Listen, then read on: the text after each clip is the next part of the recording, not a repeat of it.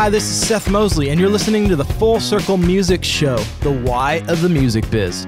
Today in studio, we have our first music publisher on the show, Chad Segura. He is going to share some wisdom on what it takes to have a lasting career as a songwriter and how to get your start as a songwriter, how to get your first publishing deal. He talks about the issues in the industry of today of payment and compensation for streaming. That's a big issue nowadays, and it's been something that's been changing over the last 5 years. So we dive into that a little bit. He talks about how he first got into the industry, and I think his story is going to shed a lot of light on some things for a lot of you songwriters out there. So don't miss this one. Listen all the way to the end.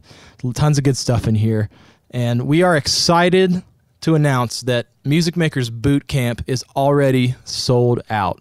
Our very first ever live event we're doing this August 26th through 28th in Franklin, Tennessee, sold out very quick. Every VIP slot sold out as well. So what we're doing now, because we had no idea of the demand that there would be for this type of event, we have opened up a waiting list because we want to know, hey, how many of you are out there who wished you could have got into this event? So what you can do is you go to fullcirclegoeslive.com, same website, fullcirclegoeslive.com, put in your info, and we'll put you on the waiting list. We are going to be doing another follow-up event that's going to be powerful. So we'll let you know, and you're going to get first dibs on tickets. You're going to get first dibs on access to VIPs. You're going to get first dibs on priority signups at the event. So that's Music Makers Boot Camp. Get on the waiting list. Go to fullcirclegoeslive.com. And let's dive into the interview. We're here in the house with Chad Segura, Full Circle Music Show, music publisher, 20-year music industry veteran, all-around awesome person, great dad. Thank you so much for being in here today. Man, thanks for having me. For being 20 years in the music business, you just hit your 20-year mark this past March, right? Yes, I did. And it hasn't taken its toll on you. You still look good. You look full of life. Thank you, my friend. I hope. Some days I feel more full of life than others, but man, I'm still having fun. So I think that's part of it. That's it, man.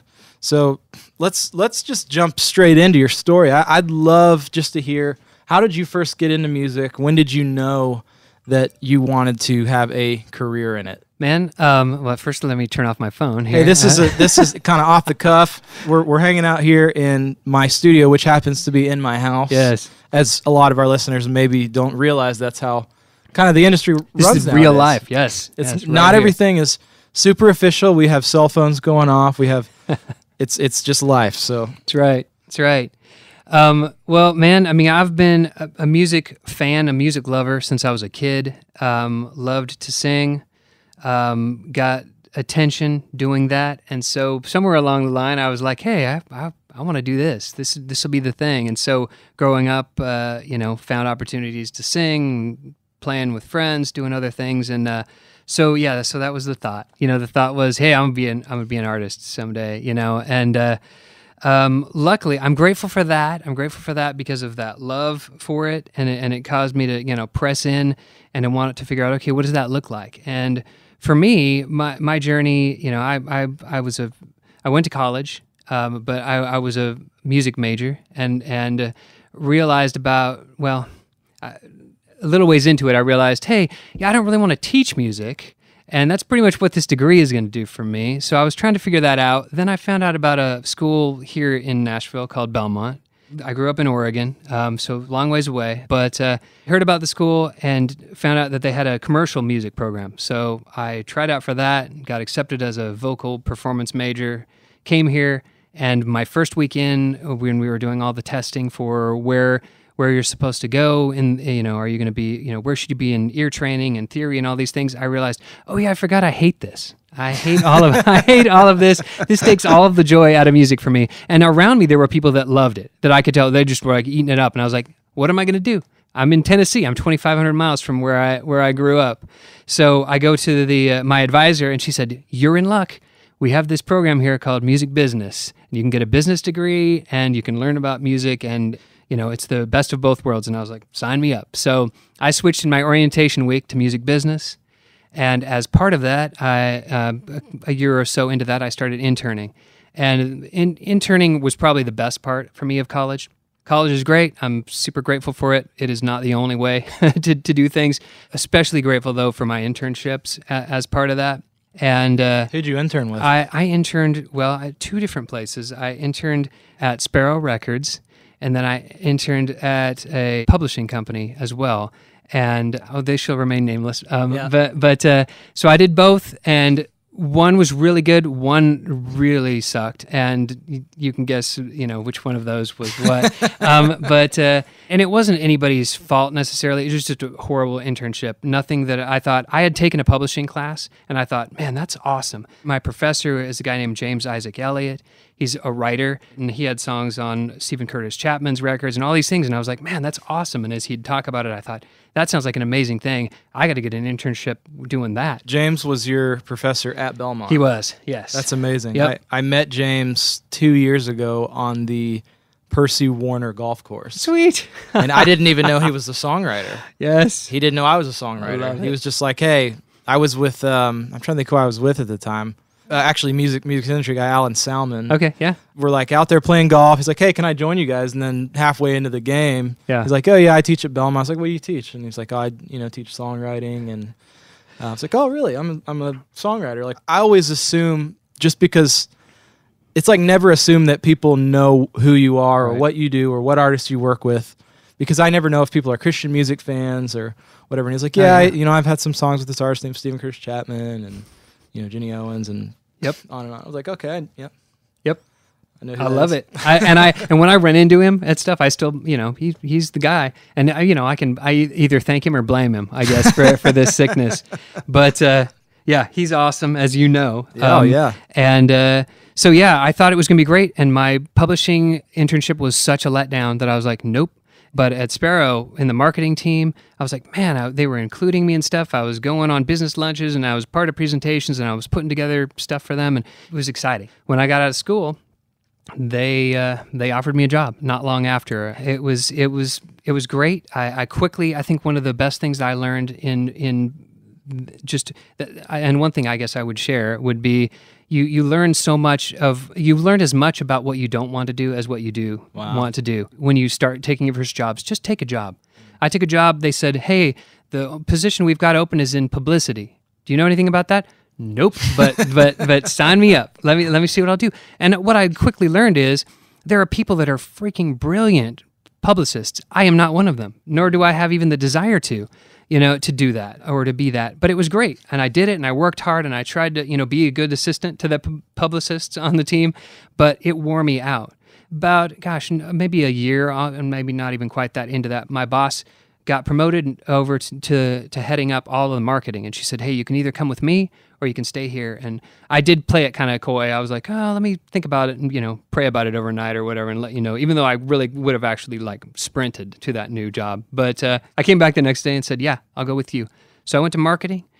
Loved that more. I liked that more. Love is a strong word. Once again, I saw other people that were great, but it was so cool because I got to start meeting managers and working with artists more hands-on and just phenomenal people. It was an amazing learning time for me. Mm-hmm. That was really college 2.0 for me. And so I did that, but even so, I wanted my hands more on music. Yeah. And so about 2 years into that label cycle, I got itchy, and I was like, man, there are people all around me that are brilliant at this because they're passionate about it.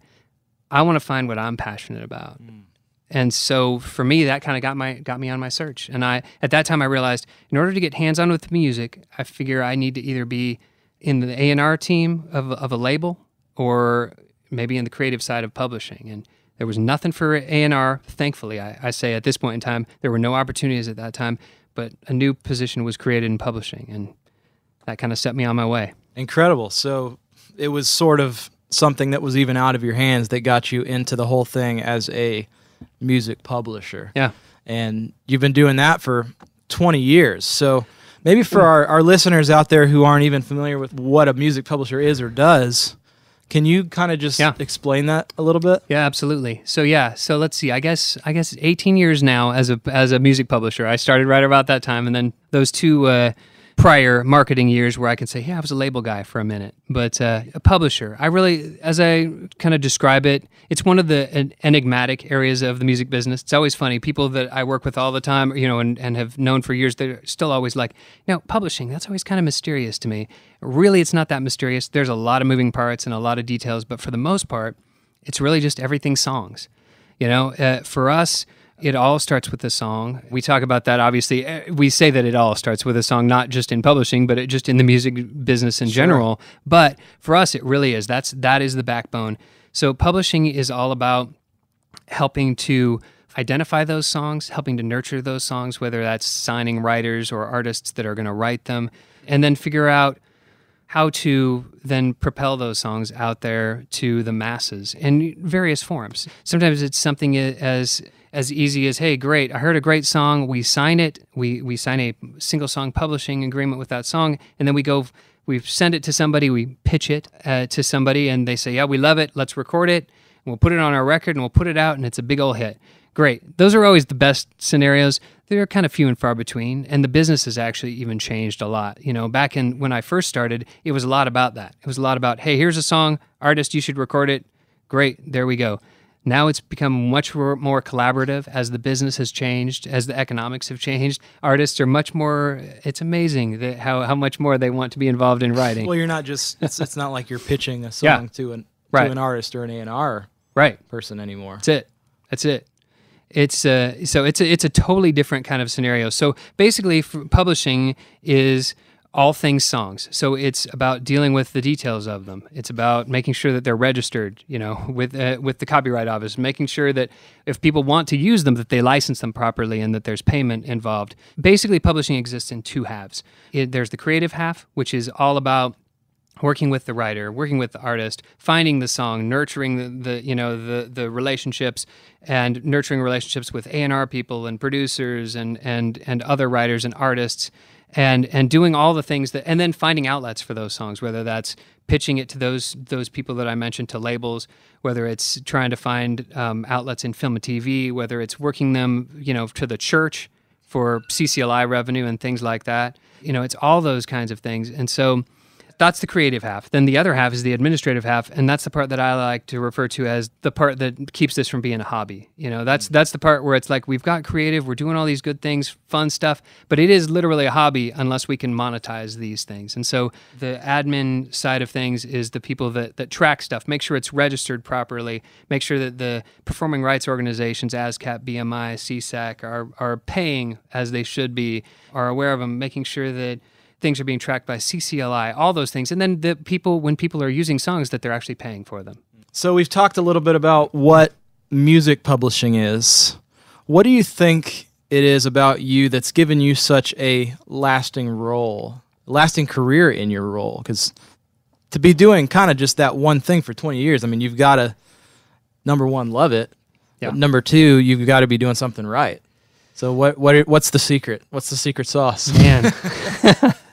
If I knew, I don't know. I don't know if there's a secret sauce. I would bottle it if I could. But man, I don't know. I think I just stay in there and keep swinging. You know, I love it. I do love it. I'm passionate about it. You know, it's one of those things where, you know, I've had times over the years where I thought, man, this music business, this is hard. It's not an easy thing. And most of the time I'm really optimistic about that. But there are times when I'm like, oh, this is tiring. I wonder what else I could do. And I think, yeah, there's a lot of things I could probably do, but man, this is just what gets me going. When I start feeling that way, inevitably somebody will send in a song. You'll send in something, or somebody will send in a song, and I'll just be like, oh my gosh, I forgot how much I love this. This is why I do this. And so, you know, I think I have passion for it. I've had the great honor of getting to work with a lot of phenomenal people over the years, yourself included. And that's just one of those things where it's like, you know, when you get to work with amazing talent, our jobs are not easy. There's a lot to do, but it makes it at least fun. Right. Yeah. Well, that's good. So for a while, you kind of even went off and had your own venture called Meld Music. You started your own publishing company. I did. And you've been at Sparrow Records, at Word, Provident even? Nope, no Provident. No Provident? That's the one of the three quote-unquote majors that I have not. But you've been in the major system, and you're now at Centricity. You also did your own thing for a while. Yeah. What was the impetus to go that way? Man, well, I mean, I'd love to say that it was this, massive light bulb experience, but it was really, honestly, God guiding and leading me. Because back to what I was just mentioning about the idea of maybe doing something else, I had come to the end of a stretch. I spent like 9.5 years at EMI, which is Capital now, and then spent a little over 7 at Word. I stepped right from one to the next, loved it. But I was realizing I was coming up on 17 years of just doing corporate music business, which I loved. There are phenomenal things about the corporate world. I'm always quick to say amazing things. Just with every situation, there's always, pros and cons. I was a little tired of just the big corporateness of it. And so I was kind of winding down, and it was an interesting time. It was the first time that I didn't re-up my contract at Word. I was just trying to figure out what is this going to be. I was still, still happy there, still enjoying, things, but just trying to figure out what to do. And then God helped make that decision for me because all of a sudden had a little fun corporate restructuring, and they put print and publishing, which may sound like the same thing. They couldn't be any more different. They put them together into one team and brought someone in from the outside who had run both kinds of companies. And the two heads of those divisions found themselves without a chair, I guess. But all that said, I took it as a good thing. I was like, man, I've seen far better men and women than me, find themselves in this spot where, hey, your position no longer exists. But I really thought, man, it's been 17 years. This is great. It was my moment to peace out, of the music business. But then a fellow named Jeff Mosley reached out to me right away. He's been another guest on this show. And no relation to me. Right. No relation. Not Seth's uncle, no. As he said. But just a phenomenal guy. One of my favorites. And he reached out to me, just wanted to sit down and talk, and basically over the course of a breakfast, he basically just said, hey, if you want to start your own thing, I'd be interested in talking about that and helping you out with that. And I was like, that was not on my radar at all. And so you had in no way put that out there. No. So it was not, but I was having various different conversations about different scenarios with people, but that one kind of was looming, and he was great because he would check in with me, over the course of the next few weeks. He'd say, hey, let's, you want to sit down and talk about that? Let's maybe brainstorm a little bit about that, what that might look like. And it really got the wheels turning for me. And I was like, man, this is not something I had endeavored to do.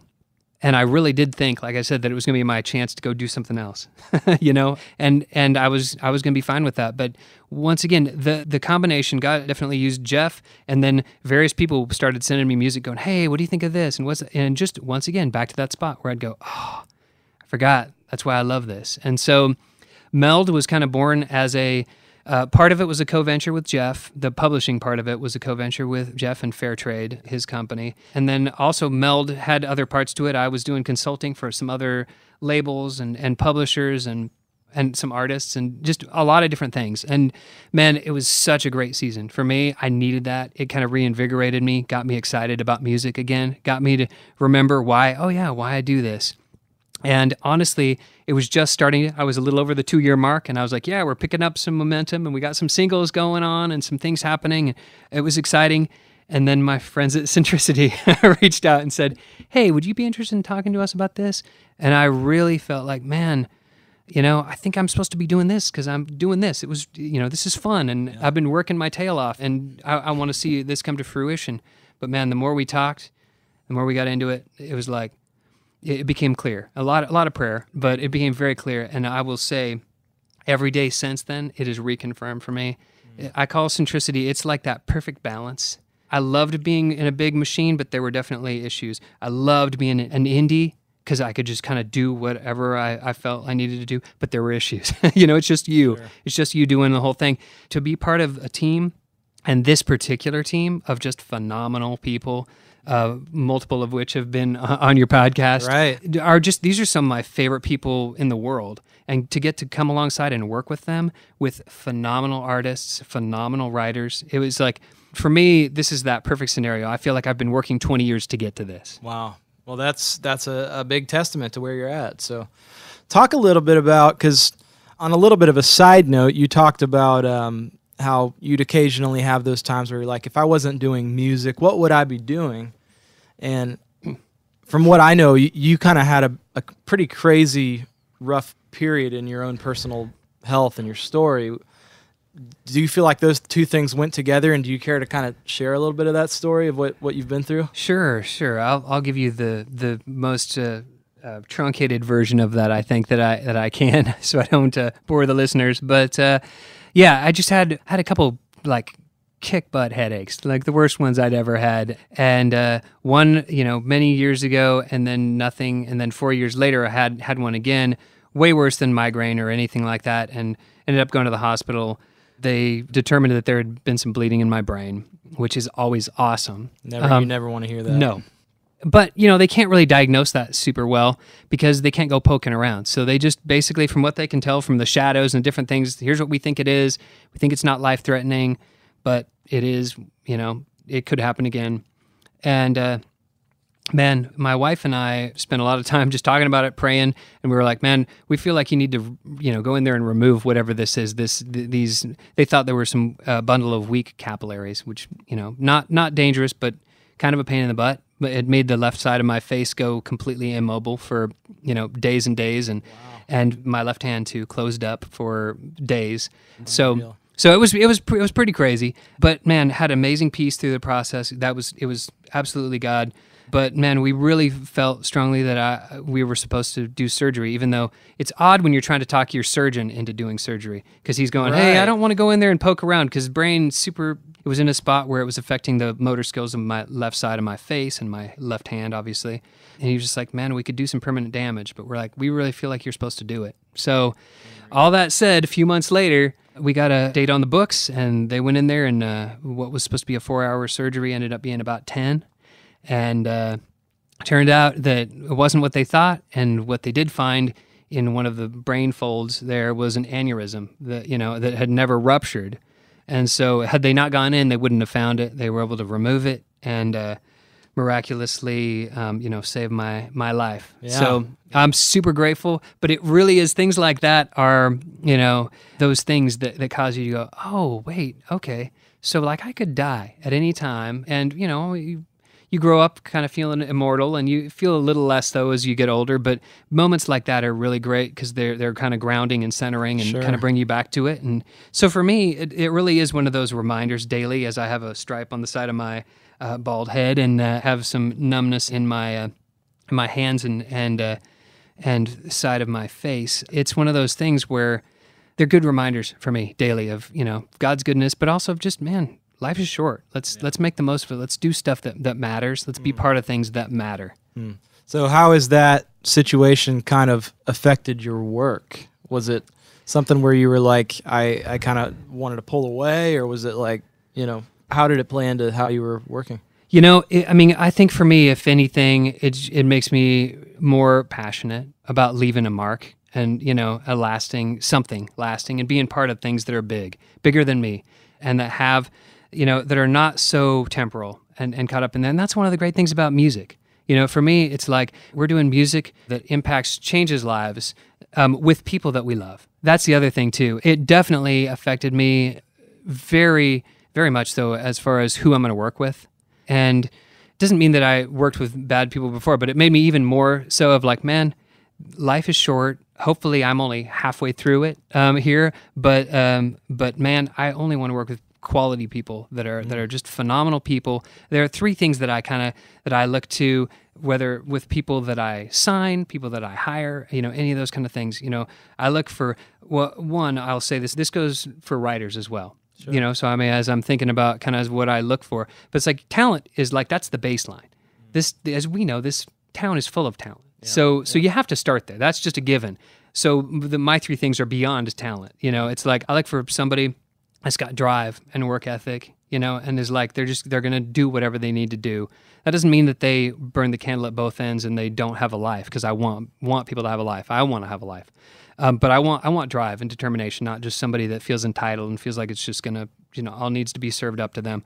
I want people that have like a great attitude and are just like, yeah, whatever, whatever I need to do, and not, hey, this is not on my job description, or you didn't sign me for this, or, whatever. I love great attitude, just somebody that's like, and it doesn't mean you can't fake it all the time, but there are times to fake it, there are times to suck it up and just be that.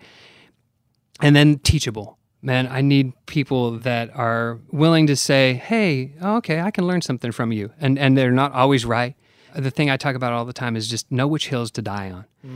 That's the biggest thing. I always can sniff out somebody that, whether it's an employee or a writer or an artist, if they're dying on every hill, no, this is a hit. I don't know your problem. This is perfect, just the way it is. I'm like, I never know. Then I'm going to not trust anything that they say, if they do that. But likewise, if somebody comes to me and goes, and I push back a little bit and say, hey, what if that bridge did this a little bit? What if you did that? And they're like, man, yeah, I get that, but here's what I was thinking, and here's why I did it. Man, for me, I'll take that all day long. Sure. It's just that whole thing. So for me, teachable is just that whole thing, because I want to be teachable. I want to be all those things. So, well, that's good. I just learned something right now, so that's awesome. So let's transition into some of the more kind of practical things. I'm sure this is a different music industry than it was 20 years ago, and namely in the music publishing space, streaming has kind of changed everything. Yeah. How has that affected your job and really affected the role of music publishing in the industry? Yeah. Here's the thing. The good news is people are consuming more music than ever, in more ways than have ever been available, and that's awesome. It's great. It's interesting. I was talking with someone this morning, and we were talking about like recreational listening, what so many people used to do back in the day, where you just sit and you just go, I'm just listening. You're sitting in front of the stereo and you're reading the liner notes, or you're whatever. You're just kind of doing that, and that is the activity. Now, music is more of a soundtrack to our lives. And I think that's not a bad thing. I think the cool thing about that is, I'm a movie junkie. I love movies. Pretty much my favorite thing, if I, as far as from a recreation standpoint. You got a favorite movie? Yeah, Die Hard is all my right, favorite so movie quick. of all time. Best Christmas movie of all time. It totally is. Thank you. Yes, I'm so glad you said that.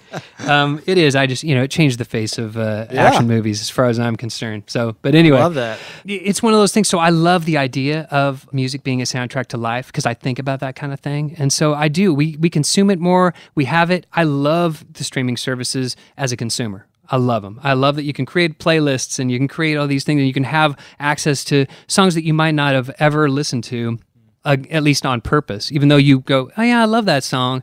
I think we've stepped into it. First step into it was iTunes, because you could all of a sudden go in there and pick a la carte, and you could go maybe pick up some songs that you loved that you would never buy that whole album. But now even more so, ones that you wouldn't maybe pay 99 cents or $1.29 for, you go, yeah, I'm going to stream that right now. And so I think that that's a great thing as a consumer. I also think it's a great thing as a publisher, because people are consuming more songs than they ever have. So the trick is the part that we have to wrestle with is just, let's get those rates up. The rates are decent on the label side. And for the publishers and the writers, we got to get them up. We got to get them to a better spot. And so, we're constantly, I say we, just publishers as a collective body are constantly lobbying for that and working toward that. And we're going to get there. I know we're going to get there. Things are already better, than they have been. And so it's one of those things where I think the cool part is there are so many options now. What you can't do, speaking of the old school days, it used to matter if you had track 7 on an album. You used to go, oh man, yeah, we got a cut. And you'd be ecstatic, because you're like, I bet that record's going to sell, a couple 100,000 units, or maybe it'll be gold, or, platinum, if it happened to be one of the rare ones. But it's like, you would make the same money as the single did, other than radio airplay. You'd make the same money, because the only way people could get it was buying that album. So your 9.1 cents was weighed just the same as somebody else's. And so that used to be a great thing. Now, if you have track 7, and I'm just picking that as a random one, but if you have track 7 on a record, it's not the one that anyone wants to stream or download, and it's not going to be a radio single, and it's not a great song for licensing for sync and film and TV, and it's not a great worship song, then you're out of luck, because that record might sell 10,000 units or less. And well, if it's doing really good nowadays, you're going to sell 100,000. right, exactly, And exactly. 10 cents on that. There's usually 2 or 3 writers on a song. Right. You're talking $2 to $3 grand, and then you split that all up. Yep, you're not buying a new house. You're not getting rich fast. I think a lot of people have this perception Yes. of what a songwriter is, especially if they're winning Billboard Awards and CSAC Awards and Grammy Awards and all this stuff. Having a song on a record that's selling 100,000 records, which, by the way, there's a lot of people winning Grammys on 150, 200,000 selling records. Yes, there are. And when you actually put that on paper, what does that equate to? What does that buy you? It might buy you part of a car. Yep. Right. You might be able to pay the mechanic to fix your car. Yeah. So, yeah, it really is. But that it is also, on the flip side, very possible to make a good living, writing songs and doing those things. And so that is the trick. It's a numbers game. It's definitely about, you got to have a lot. You can't just bank on, hey, I wrote a song and it's a hit and there we go, cash out and hang out in the Bahamas. Yeah, unless you just happen to have a massive pop smash, maybe. Sure. But other than that, it's just about, repetition, and it's about having radio singles. That's, a big driver. It's about having songs that can work for sync. It's about having a big worship song. It's about having, anything that's going to generate revenue outside of just the normal avenues of mechanical from record sales. Yeah. Well, you hit on a really big point that it is a numbers game, and I don't just want to gloss over that, because I don't think this is why there's so few commercial songwriters out there, because most songwriters give up when they're faced with the sheer number of songs that you have to write to be a professional songwriter. It's absolutely true. Because even if you're having let's just throw out a number, if 50% of your songs get cut, let's say, as one out of every 2, which is a pretty good rate. That's a phenomenal rate. So that means that the other half, you're spending half of your days on songs that might not even get cut, and you have to be writing at least 100 or so. Exactly. Think about that in a quote unquote normal job. You wouldn't want to go, hey, I'm only getting paid for 50% of my time. Exactly. Nobody wants to do that. So it is a tricky thing. And further to that, not only is it that barrier to getting into, to the space of being a pro writer, but even beyond that, something that I definitely preach over the years to writers is this idea of that quantity thing is a good thing. Now, you obviously want quality as well. I'm not saying forsake one for the other. However, it's funny because what we'll do in a standard publishing deal is we have a minimum delivery requirement or whatever. It's written various different ways, but ultimately you have a minimum number of songs that you have to turn in each year as a staff writer. And that number is usually around 12, give or take. Sometimes 10, sometimes 15, just depending on, and sometimes more. But 12 is a good easy one. It's assuming it's one whole song every month. And that would mean, so if you're writing if it's a 3-way co-write, then that's 1/3 of a song. So you need to write 2 more of those in order to hit that number. Well, the point to that is that's your minimum. That's your minimum. And I know writers that literally only hit their minimum. And I'll tell you that most of the phenomenally successful writers way overshoot that. Because they instead of being that mentality of saying, let me just give just the bare minimum that I have to give to my publisher, you have to go, man, I'm partnering with them. Let me give them as much to work with, as much ammunition as possible. The more you give them, the more opportunities, the more, if we're going to do the Vegas thing, it's, the more pulls on the old, slot machine to go, hey, because it is a gamble, all these things, but the more times that you take a shot at it, the better. You know what's funny? For the first 3 years that I had a publishing deal as a staff songwriter, I didn't even know there was a minimum song requirement. Because you were just cranking them out. I just didn't know. Yeah. So I'd almost venture to say if there's a songwriter coming to you looking for a publishing deal and they're saying, hey, what's your minimum? If they're asking that question, you're probably totally not writing enough songs. Absolutely. No, it really is. You have to be in that mentality of, here's the thing that I will say, and this goes to a lot of different things in our business and just life in general, but man, you got to have an abundance mentality. Can't have that scarcity mentality where you're thinking, oh, there's only so many songs that I can write. There's only so many great ideas. You got to trust there's a lot. So abundance. keep writing those songs, keep putting them out there, crank those things out, and trust that the more you do it, the more times that you do it, the more you flex that muscle, because it is a muscle. The better you get at it. I mean, that's why you can, crank out the number of great songs that you do. It didn't start that way. No, not at all. Not at all. So what's really funny, too, for our listeners, and that's funny you just said that, because Chad was actually my first official publisher when I moved to Nashville. For a moment. As this young artist, scrapping it, trying to make ends meet. And I had this, as most deals go nowadays, when you're an artist, you sign with a label, and you typically sign, publishing as part of it, too. So that was kind of our arrangement, and I was probably that guy that Chad was just talking about, that I wasn't writing enough songs, wasn't probably your dream songwriter to work with. But here's the thing I love, though. I will say this. When a staff, is writing, I want as many as possible. When you're an artist, it's like, I don't tend to hold you to it. In fact, there usually aren't. I can't think of a time when there's been a minimum, because in those agreements, there isn't one. Sure. Because it's like, hey, write for your record. You're going to do the thing. Yeah. But I do always look for those artist writers that are writing above and beyond, because it's like, oh, okay, let's see what else we can do.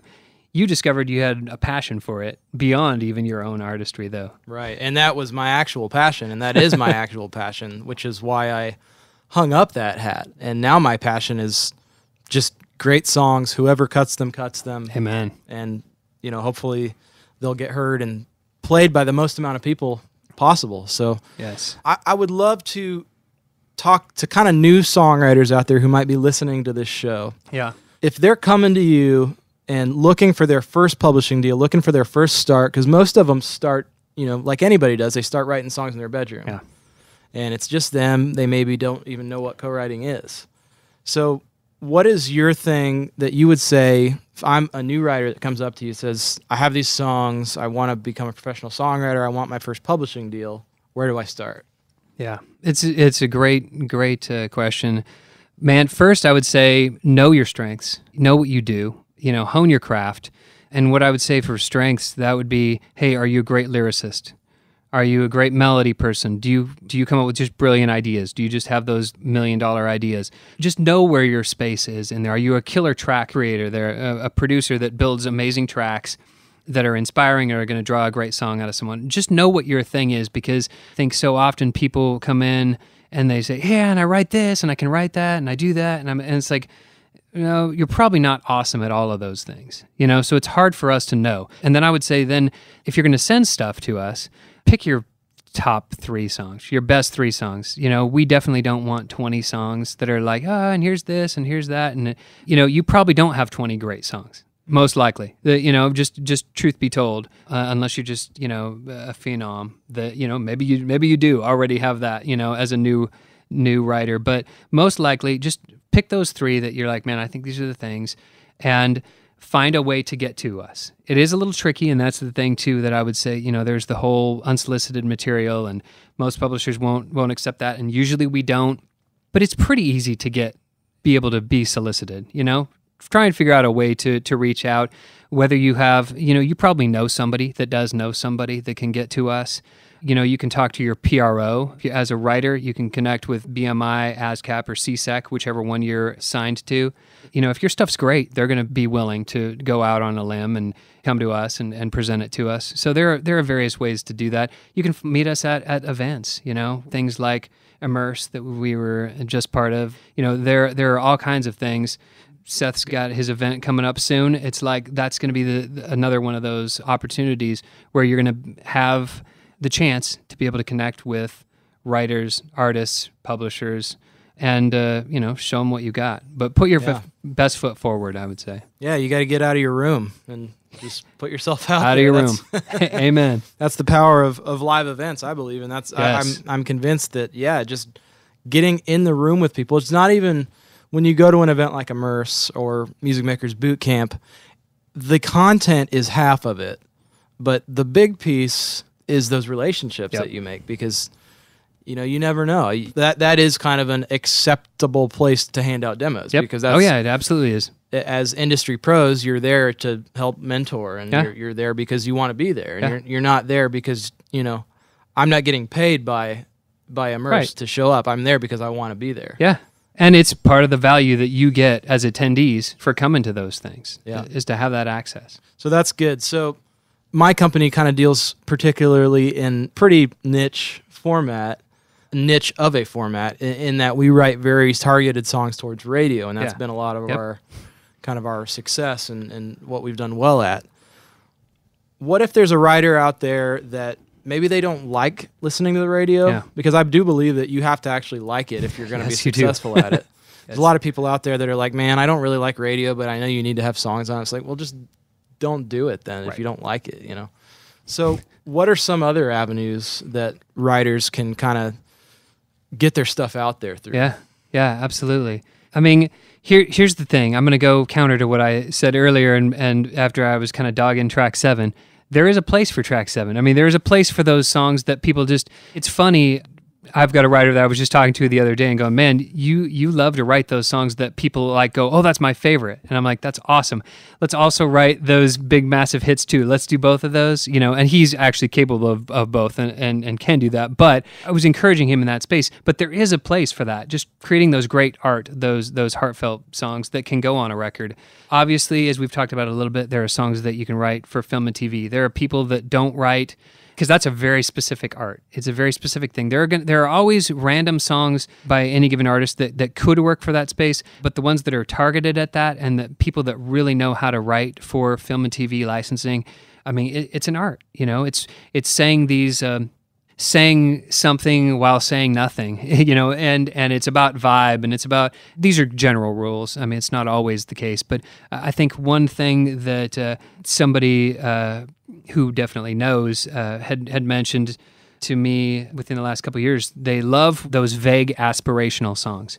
So just songs that aren't really about anything, but they're super... They're inspirational, and they make you, aspire to something, and you're like, yeah, I feel good. I don't even know what I feel right now, but it's like, and those can fit with a whole lot of other things. So that's kind of the fun thing. There are things there for that. Obviously, as we mentioned in our genre, there's worship music, which is its own whole separate thing. Those don't necessarily have to be radio songs. Now, we love it when they are, because that gets them out to the church in a hurry. But you can write amazing songs that can grassroots permeate the church in a massive way, and they're being put in print, and they're being put up on lyric videos, and there are all these other things, and so they can generate revenue. And it may not be a commercial radio song, but it's still good art. Sure. So find what you love and just get good in it. Yes. So what are some things that, because you've worked primarily in the Christian music genre, what are some of the big changes that you've seen in the 20 years that you've been working in it? Man, I guess I would say the rise of CCLI. What is that for people who don't know? Yeah. It is, originally I think it was Christian Copyright Licensing International, but I think now it's Church Copyright Licensing International, which it should be.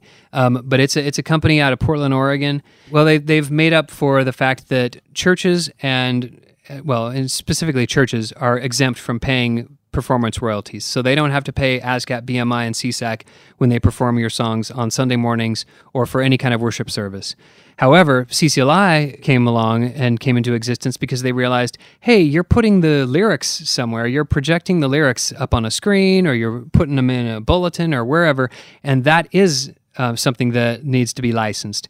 And so CCLI is basically the aggregator of all those licenses. People pay them, churches pay them a license, and then they pay all of us as publishers and writers as people use those songs. And so that has become a multi-million dollar a year revenue source for our industry, for writers that weren't, 20 years ago, so many of the people that were writing worship music were, on records that maybe sold a couple thousand units, if that. And so they weren't seeing any money, but their songs were being sung all around the world. And so now they're actually seeing revenue from those songs that are being sung. And so it's been interesting, as CCLI has risen, we've watched mechanical royalties from sales of albums going down, and we've watched other things going down. It has been the one area that has risen, and it's been unique. It's unique to our Christian genre, obviously. They've now kind of plateaued from what we can tell, but it's still very significant revenue. That probably has been the biggest thing that would be unique to the Christian market. That's interesting. So as we're kind of wrapping up, you're a music publisher, and you've worked with lots of long-lasting songwriter careers in your time in Nashville. What is the one thing or a few things that make a songwriter be able to, number one, create a career out of their passion, out of writing songs? And the second part of the question is, how do they make that last? Man, I would say there are a couple of things. I would say first and foremost, be someone that people want to get in the room with.